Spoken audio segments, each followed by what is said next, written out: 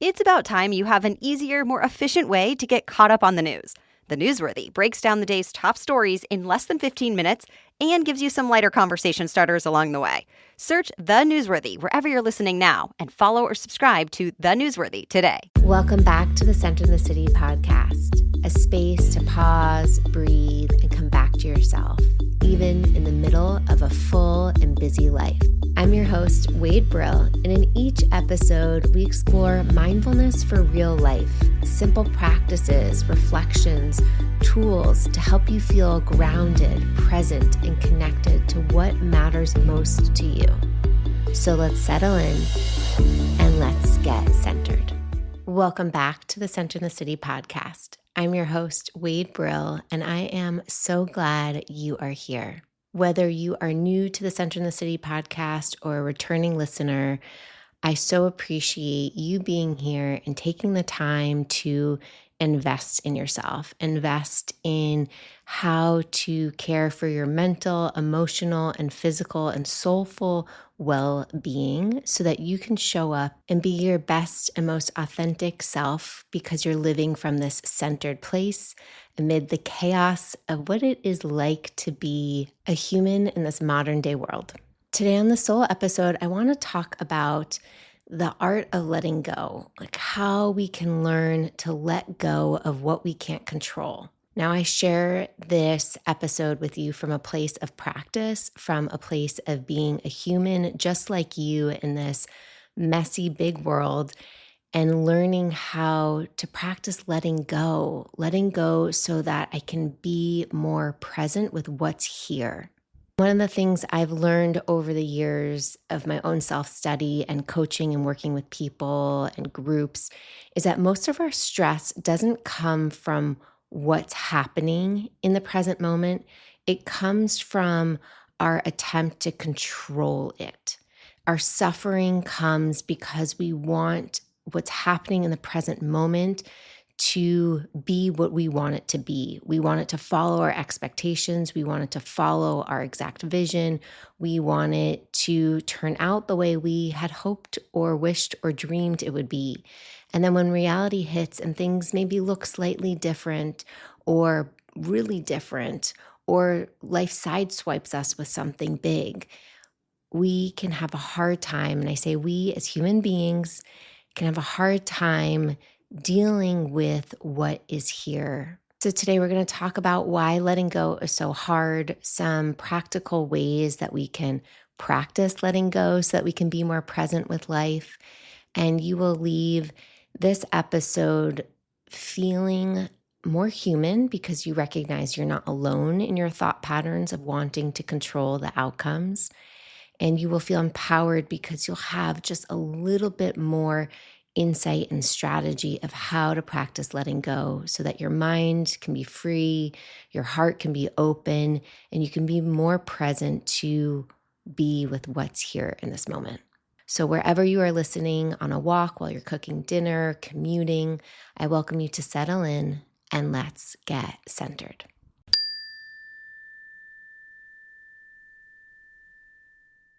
Do you ever catch yourself trying to go to sleep at night and the mind is just ruminating on what happened that day, what happened in a conversation last week, maybe something that you've regretted or didn't do, or a promise you meant to keep but didn't keep?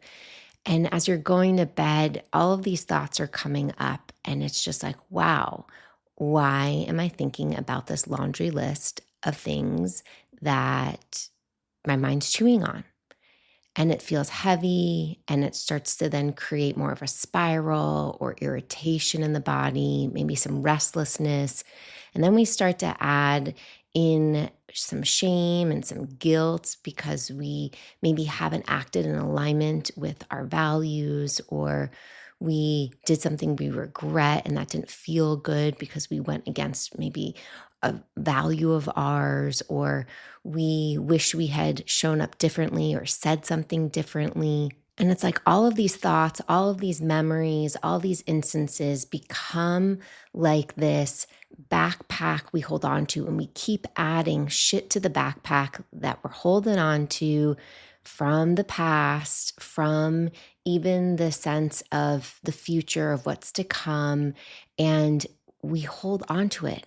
And our body starts to feel really tight and tense, and we start to grind our teeth, and we start to feel tension headaches, and maybe we realize we're not really breathing, and our body is constipated, and we might have rashes or irritation.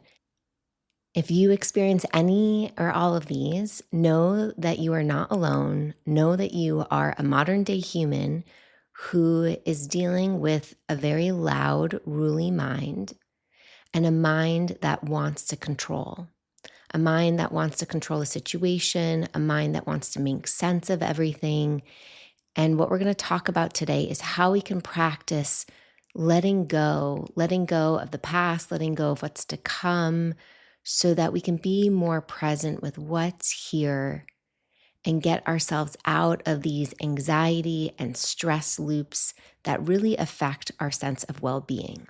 Now, I want us to all understand that our brain, our nervous system, the intelligence in our body, its primary job is to keep us safe. Its primary job is to keep us alive. Its primary job is to reduce danger and threat to our system. Now, I'm sure you've heard this analogy before, but I think it's really important to recognize that in this modern day where we have better healthcare and we have more technology and we have clean water and we have more food at our fingertips, we're not our ancient ancestors who are scavengers or running through the jungle hunting for food and really needing to survive for their basic needs of safety, of food, of shelter, of water. And so the threat systems that our body was intelligently designed to keep us alive and safe, to keep us safe from predators like lions and tigers and bears, right, out in the wilderness, to now having to deal with different types of threats in our modern day world. And so it's so important for us to learn how to train and be with our mental, emotional, and soulful fitness here, because we, in this modern day world, are learning how to interpret our environment in different ways. And so how can we start to see things a little bit more clearly, to recognize what is actually a threat and a danger to our minds and our bodies and our overall health and well-being, and what is a threat based on a story in the mind. So if you are somebody who deals with a lot of rumination, like again, putting your head on the pillow and your mind starts to race of, why didn't I say that to my colleague? Or why didn't I speak up and say this in that meeting? Or, oh, I sounded so silly and stupid. Or why didn't I ask that question on a date? Or why didn't I stick up for myself differently in that conversation? Or why did I forget to do that? I feel so bad. Like when we get caught in these conversations, we're replaying them over and over again because our mind is trying to make sense. And rumination is really clearly linked to stress, to associations with increased anxiety and depression. And so when we get to learn and notice and have mindfulness, right, that, oh, my mind is stuck in a thought loop or I'm stuck in rumination, it's empowering because you get to call out what's happening in the brain from this bird's eye perspective. You get to name it, to tame it. And that gives you then this choice point of, do I get to stay? Do I want to stay in this thought loop and feel controlled by it? Or can I learn to gently let it go, detach myself, unwind myself from this thought loop so that I can be more free and present to what's here in this next moment? But when we're caught in these thought loops, even though the brain is strategically trying to understand it, right? It's trying to prevent future mistakes. It's trying to regain a sense of control. But when we're in the thought loops, it's actually creating more stress for our body. It's telling our nervous system that we're still in that state of threat. And so even though it's in the past, the body is still responding as if it's happening in the present moment. So that's where you might feel like tightness in the chest or sinking feeling in the stomach or feeling that racing thought sensation or emotional agitation. It's because our memories, our thoughts are so powerful. And when our mind is chewing on that past story or that past experience or that past failed expectation, again, our mind is trying to make sense of what happened because our mind really wants clean closure, right? It wants things to be organized. It wants things to make sense. But the funny thing is that most of life doesn't make sense. Most of life is not organized. Most of life is not clean and clear. So we have to learn how to accept what has happened and accept what's here so that we can move forward and be okay with there maybe not being a happy ending or the chapter of what happened being very clean and clear or being super finished. Now, I want to say, if you recognize, like I talk about this with my coaching clients, if you recognize that there's something that keeps coming up, even if it came up from like 10 years ago, that is probably a sign that some reconciliation needs to happen, whether it's with yourself, whether it's with somebody else. This is where a lot of forgiveness practice can come in handy when we talk about like forgiving ourselves for what we did or didn't do, or forgiving others for what they did or didn't do. That can be really empowering way to kind of close some energy loops that might not be able to be physically closed. And if maybe there was an interaction that happened with a manager or a friend, maybe you're still in touch with them and you feel comfortable enough and have the courage enough to have a clearing conversation, an opportunity to really own and take responsibility of what's yours, share what feels present for you, listen to the other, and maybe reconciliation and repair can happen. But a lot of the time, it can't. And so what do we get to do with that? What do we get to do with that baggage when repair can't happen? Now let's shift our attention to what happens at the present moment when we recognize our mind is seeking control of uncertainty of the future. And we're wanting to practice not only letting go of the rumination or things of the past, but we're wanting to let go of the uncertainty of our need to control or grasp to the future. And our mind is doing a similar thing, right? Our brain, again, is wired to protect us. And so it is natural and normal for our brains to scan our amygdalas, this part in our brain that is alert, ready, and willing to send the alarm system on, right? To turn us into fight or flight or freeze. And so we're looking for what's out of place, what's a potential threat.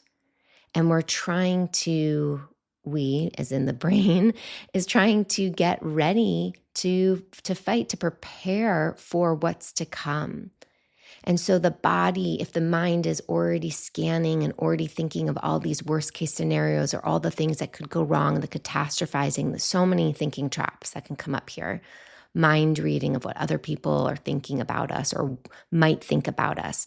When the mind is in the future trying to predict and take care of any potential threats, our body, again, is then connected to those thoughts and those images that are coming up in the mind. And so our body, our nervous system gets activated and we start to feel not present. And the mind wants to keep gripping, whether it's to the past or whether it's to these future thoughts, because it believes control equals safety. If I can think my way through this, then I can create safety, right? If I can replay those thoughts over and over again, I can create a different scenario. Or if I think so far ahead of all of the potential things that I can control any potential outcome and my body will be safe. Now, again, the brain and the body is very intelligently designed. We want to thank the brain and the body for doing those protective qualities because we so appreciate that they have the best intention for us. We don't want to get mad at our brain for working the way it does or our nervous system for responding the way it does. We want to give ourselves so much care and compassion. We don't want to add to the stress or the shame or the anger that we're having a response that might not feel good or might not be quote unquote valid or might not be acceptable. But we want to appreciate our brain and our body for responding the way that it does. And the way that it does is individual for each of you listeners, because how my nervous system responds is based on my own patterning, of my own history, of my own neural pathways, the stories that my brain has created, my ouches in my past. And the same goes for you. So we want to care tenderly for those places of protection that come up. And I will say this step of offering self-compassion and care and kindness and curiosity for our own ouches, for our own responses, for our own reactions is one of the biggest pieces of work we all have. And I will share for me personally, when I really started doing that, when I really met all of my ouches with a care response versus a, why the hell are you doing that? Or, God, can't you do better? Or whatever critical voice, when I started to offer kindness, oh my God, did it change the game in my ability to work with these ouches and be able to let go, to soften, so that I could create more space to be present and not be in the stories of the past or the future. So I'll circle back to this practice a little later. And I want us to begin by getting grounded when we think of ways that we can practice letting go, releasing what is no longer ours, releasing control. I want to share with us a couple of different exercises. So the first is recognizing, getting grounded, like find your feet. Where are you in this present moment? And remind yourself, what is in my locus of control? Like what is in my ability to control and what is not, right? I can't control the weather patterns. I can't tell Mother Nature, make it be sunny or rainy today.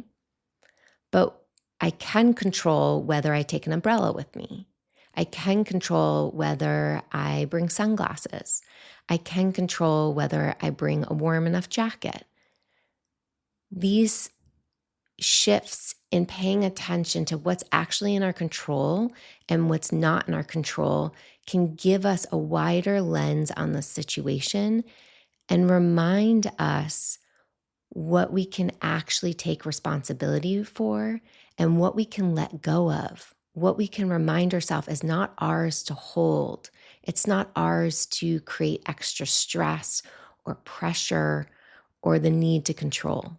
Another way we can practice releasing control is reminding ourselves, and we know this, and I know we all know this from an analytical perspective, but to really put it into practice is game changing. But is to remind ourselves that we can't control other people. We can't control other people's emotions.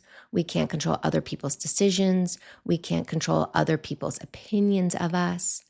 So even though we might feel threatened by others and we want to do whatever we can to make the situation feel safe, we can't control other people's responses. So all we have control of in this locus of control is how we respond, how we regulate our emotions, how we regulate our thoughts, how we make decisions, how we think and feel and act in relationship to others. This is where we have control. But a lot of the times we have this desire to control others. I know this comes out for me all the time with my husband, right? I want to sometimes control like what he eats and when he's snacking and, hey, don't have a snack now, we're about to have dinner. Or I want to control like our timing and our schedule for the day because that makes me feel safe and that makes me feel like I can predict what's going to happen if I have control of what our schedule is. But the reality is I can't, right? I can express what I'd like to do. I can express what I would like for both of us to do or our family to do, but I can't necessarily control the outcome. I can't control every move he makes. And when I started to really realize that, oh my God, it created a game-changing dynamic in our relationship where I got to remember I could be in my body and he's in his body, and I got to let go of this stress and energy of feeling like I needed to control what was happening over there. And when I could let that go, when I could, using Mel Robbins's words of let them do whatever they're going to do, it freed me up to then focus on me, what I wanted to do. Because it felt easier to think about, oh, how can I put my energy into controlling what he's going to do and the choices he's going to make versus what am I going to do? What makes me happy? What are my needs? What are my wants? And when I shifted the attention back to myself and my locus of control, oh my God, it was so empowering. It allowed me to feel more present. I released so much energy, and it allowed me to, again, remember, be empowered of what I actually have control over.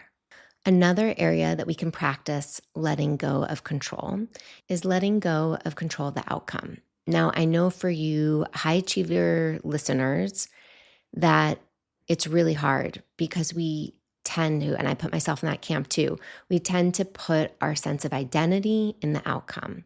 We think that whatever the outcome is the reflection of I, the person.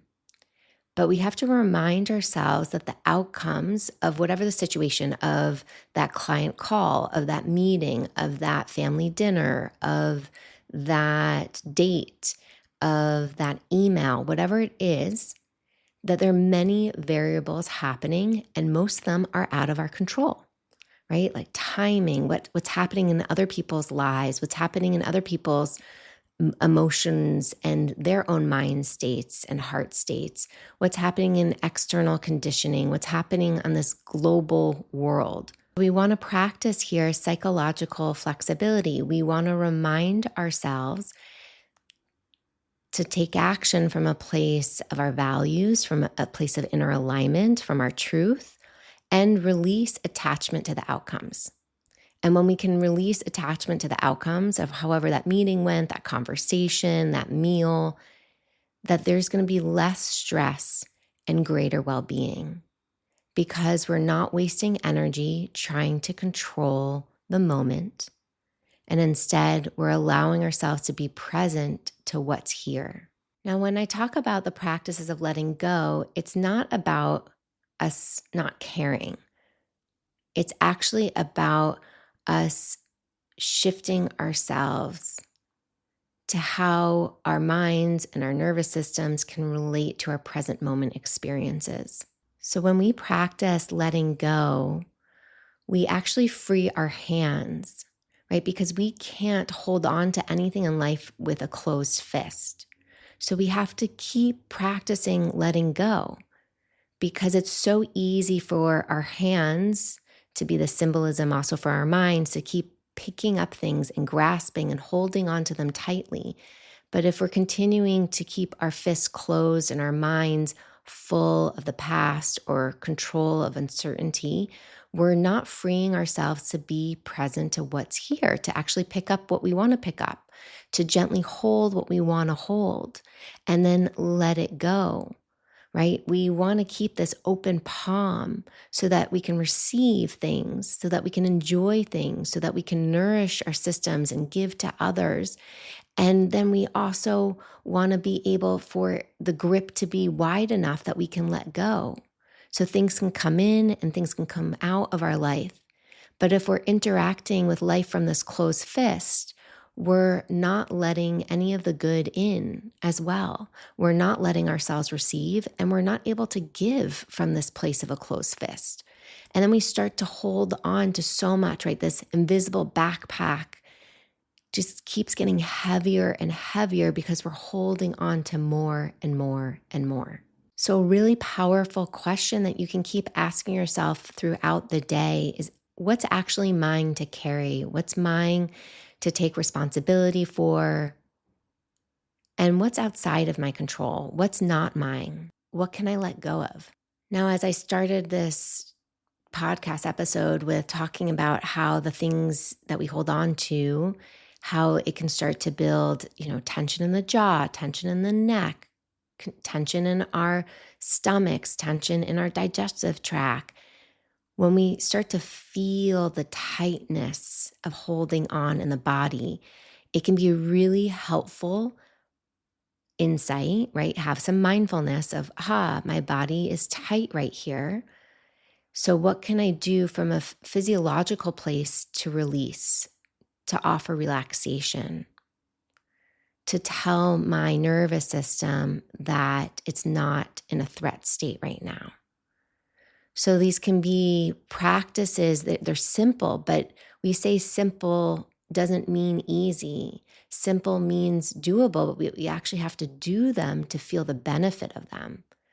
So whether that's just practicing making your exhales longer than your inhales to activate that parasympathetic nervous system, maybe it's noticing what the sensation of tightness feels like in your jaw or in your shoulders and inviting some softening, or inviting in a jaw massage, or allowing yourself to take a hot bath or use a foam roller or get a massage to just allow the muscles to know that it's safe to unwind. So can you bring mindfulness to your body throughout the day and get curious, like, where is my body holding tension? Is there something I'm gripping to physically or mentally right now? And can you name it? Can you name, like, there's rumination here, or there's control or catastrophizing, or there's tension in my jaw? And when we name it, that tells the brain a really powerful way that we can start to tame it, right? As I shared in the beginning, we get to zoom out and start to see things from a different lens. And then once we have that perspective, we can practice letting go. We can tell our bodies, our nervous systems, our mind that we're safe. We can say that this moment is enough. I can let go of what's not mine to carry. We can say phrases that feel supportive, like, let them do their own thing, or may I trust what's going to unfold, or may I forgive myself for the past, the ways that I acted out of alignment with my values. May I let go what's no longer serving me. So checking in on what words or phrases that you might need or want to tell yourself of how to support yourself letting go, so that you're not carrying this extra weight, these extra thought loops, this extra burden that robs you from being in the present moment. And even saying words like, may I notice, like, am I in a story right now, right? And name that story. And then maybe offering those words of compassion to yourself, like, may I set myself free from that story. May I be in the present moment. And when we can kindly meet ourselves, right, coming back to this practice of compassion and care, when we can kindly meet ourselves, we're able to soften without this added stress. We're able to feel safe, like our body can melt into a warm bath or be hugged in a soft blanket, so it doesn't feel like it needs to respond from a place of threat. So as we bring this episode to a close, I welcome you to slow down here with me and ask yourself, like, where in my life am I holding on? Where am I holding on of what I can't control, whether it's in the future or of what happened in the past? And based on what I learned today, what are some ways that I want to practice skillfully being with what's here? Naming the different thoughts that are coming up, naming the emotions that are coming up, and offering some care, some self-compassion. And the more that you do this, the more that you remind your mind and your nervous system that you're safe, that you're not in a place of threat, that you're in a place of learning and growing and caring. Notice what starts to shift in your life. Like, notice how you start to feel in your body. Notice your energy level shifting. Notice your sense of more presence or more capacity for love and generosity. So taking that time to check in and deeply care for yourself. And I would love, love, love to hear from you. I love hearing from you. So reach out via Instagram @OneWade. Let me know what you're processing, what you're practicing letting go of. And if you're looking for more one-on-one support, I have a few coaching spots that are opening in the month of April as we step into the next quarter. So if that resonates for you, or if you're curious to explore, feel free to sign up for a discovery session in the show notes. And we'll learn more about what you're wanting support with, explore if we're a fit for one another, and support you having the next steps you need to keep being present, to keep practice being centered in this crazy thing called life that we're all living. So wishing you a beautiful rest of your day. Thank you for being here, listening. I welcome you to share this episode with at least one person in your life that you know could benefit from some letting go practices. And until next time, stay centered.